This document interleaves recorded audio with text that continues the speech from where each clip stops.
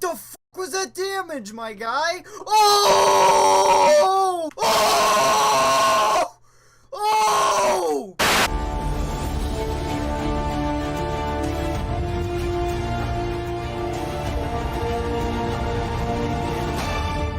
Hey guys, Legendaray here, and welcome back to another episode of Clash World. In this weekly show, we take a look at the most recent announcements from the Clash Royale team, the hottest topics in CR eSports, as well as what's going on in the community. Then, we'll finish up the episode by breaking down the meta and featuring my off-meta deck of the week. If you're enjoying Clash Worlds, then please leave a like, subscribe, and hit that bell to get notified of every new video that comes out. Also, go check me out on Instagram and Twitter, and with that out of the way, let's get right into the first section. New in the arena.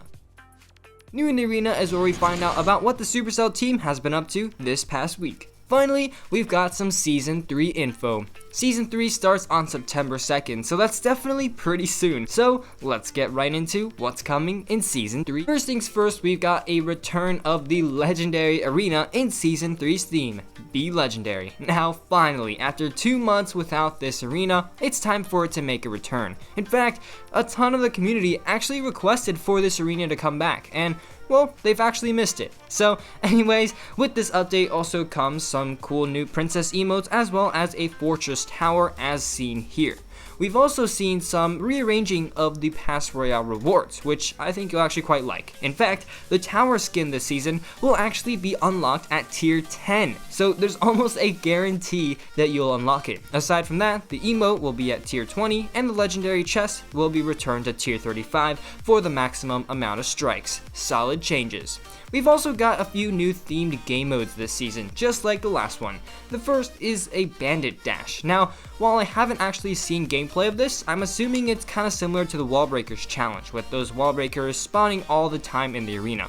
Definitely going to be very interesting. Next up, we've got a legendary party, which is kind of like a random deck challenge with 3 pre-made almost all legendary decks for you guys to play with. It should be pretty interesting, and I'll show you guys the decks on the screen right now. And of course, with a new season also comes new balances. I know a lot of you are pretty fed up with this meta, with Expo and P.E.K.K.A pretty much everywhere, so let's get right into the balance.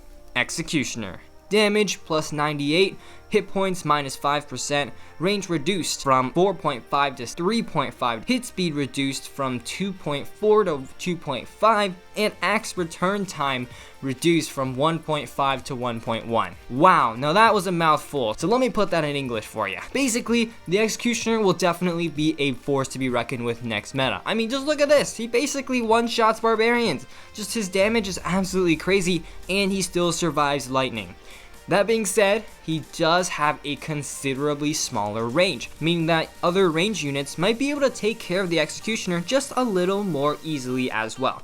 In addition to that, his shorter range also makes his axe throw a lot harder to aim. So I personally think that even though the Executioner will do a ton more damage, he will overall be much more balanced, if not pretty meta, probably in decks like Minor Control or even some graveyard decks. The Executioner will now be more of a high risk, high reward card as well, as he is much more weaker and can be taken out much more easily. But that being said, the combo with the NATO and the Executioner at a close range will just deal some devastating damage. Royal Ghost. Area damage radius from 0.8 to 1. Now this is another change that, I agree with. The Royal Ghost just doesn't see much use recently. He simply seems to be worse than a Bandit or a Dark Prince, which are his 2 most similar cards. And this is a pretty big change in Splash as well. In fact, if you do the math, that radius increase actually increases his splash range by almost 50%. This could be huge for this card, and maybe we'll see his spot back in P.E.K.K.A Control, which I think will still be meta, even though the deck is taking a beating this balance. Dark Prince. Area damage radius from 1.2 to 1.1. Again, if you do the math for this change, it's about a 15% nerf in splash range, which definitely is a sizable change. Hopefully he'll no longer connect to the tower in those dumb ways anymore, and also maybe Royal Ghost can become a much more likely substitution for this card. P.E.K.K.A. ranged from long to medium. And another change that just makes sense and also was well requested by the community. I think this change will bring the P.E.K.K.A back to her place in the meta as a control type card that isn't seen in every archetype in the game. Since she isn't getting any of her HP back, she might move down to maybe like a tier 2 card in the meta, but I still think she will definitely be used.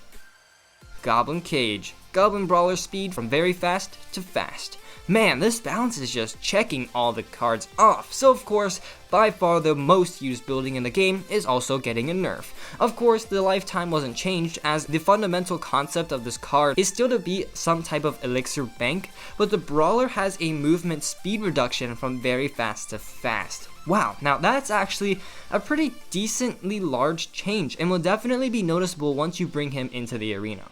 Fisherman, elixir cost from 4 to 3, damage minus 11%. Okay, Supercell, I see you. This definitely was a super unexpected way to change the Fisherman. Now, the reason he's changed to 3 is because he's a card that pretty much always has to be comboed with something else. By changing his elixir to 3, he becomes a more versatile card in that sense, and also provides, a more direct alternative to the Tornado card being the same elixir cost. Plus, he still survives lightning, which I think is pretty huge for a 3 elixir card. So there we go, all the balances for the September update. Personally, I think this is one of the best balances that Clash Royale has released in a long time. And I know the balances obviously won't make everyone happy, but again, I think they hit most of the points they needed to hit, and there wasn't too much that I personally would add. Be sure to let me know your thoughts on the balance update below, because I definitely want to hear your opinions on these changes. And now that's going to do it for New in the Arena. It's time to check out the eSports update.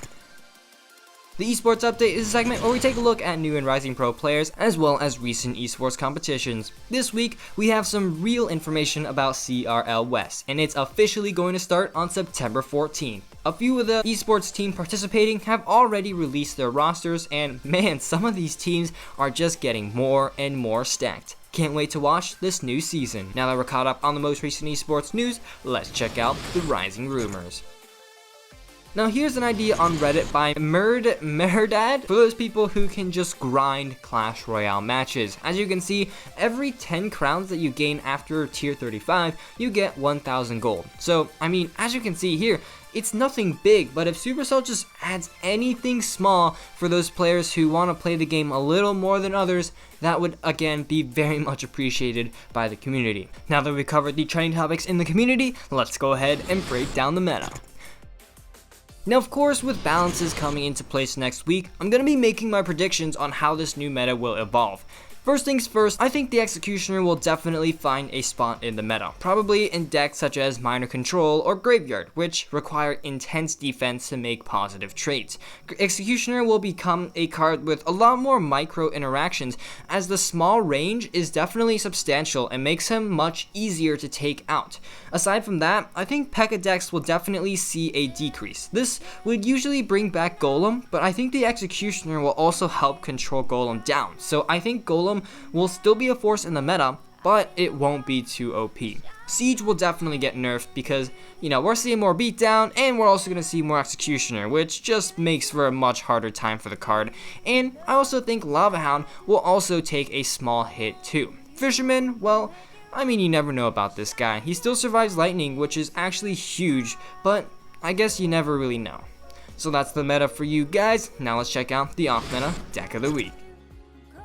That's right, in each Clash Royale episode, we're going to be featuring one off-meta deck that works in the current meta. This week's deck was submitted by Alaprut Ashin, and this deck is a Mega Knight Sparky deck. Now this deck obviously is quite heavy, but they're all super fun legendary cards, so it's definitely worth a shot. With this deck, you basically want to hold off on your expensive cards, the Mega Knight and the Sparky, until your opponent plays something that requires the two cards. Other than that, focus on defending, and when the time is just right, you can go ahead and counter push and completely overwhelm. So without further ado, let's go ahead and hop into a match. Alrighty, so looks like this match here is gonna be against the Wave from the clan Silent But Deadly. So starting off, I'm not really gonna make the first move. It's quite an expensive deck, so yeah, we're just gonna be chilling right here. So he's giving us some good luck, so let's good luck back to him. Okay, so he's gonna go with a Miner here. So of course we'll just Skeleton Army on that, take it out, and yeah, let's see what else he's got. Ice Wizard? Okay, so Ice Wizard and Miner. That's definitely interesting. Maybe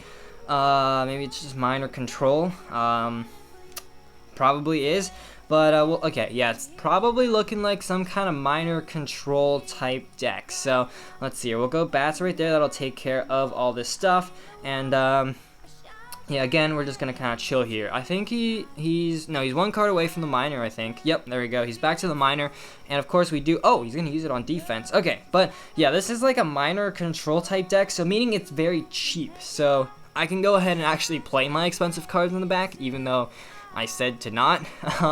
But the reason for that is, you know, because this deck is not a very heavy deck, so you're going to have to play it kind of like a beatdown. And, oh, okay, he's got a Royal Giant. Alright, so obviously we got the Skarmy. Okay, we're going to have to use our Inferno Dragon as well to take that out. And his Ice Wizard is actually on the opposite side, so let's go in with some bats as well, and that'll definitely force something out of him. And there we go, he's gonna NATO, but we still have that Inferno Dragon right there. Does he have anything? The Inferno Dragon actually locks on. That's gonna be almost towered down, if not towered down. Okay, towers at 447, so going to double extra time. As you can see, you know, we definitely have a pretty good matchup, okay? His Royal Giant's out of cycle, so we can go once again with the Mega Knight in the back. But the reason why I am once again going with the Mega Knight is because he is using Royal Giant. And, you know, the Mega Knight isn't too good of an answer for it. So, as you can see, we have the Sparky, obviously, for the Royal Giant. So, there we go. Sparky for the Royal Giant. There's nothing there. That's not even going to be a big deal right there. And, yeah, there we go. Let's see here. Right, we can actually cycle back to a Mega Knight as well. Oh my god, Mega Knight jumps onto the right tower right there. So let's go ahead and just NATO everything in. Boom, and Mega Knight will take it out. Nice. Let's go ahead and go with a Magic Archer as well. Hopefully get some chip damage. Nope, that was a terribly aimed Magic Archer. Okay, it'll still pop 2 shots onto the tower. 17 seconds left. Let's just go ahead, go with a Sparky right there. That'll kind of stop him from going in with a Royal Giant. He goes Royal Giant opposite lane.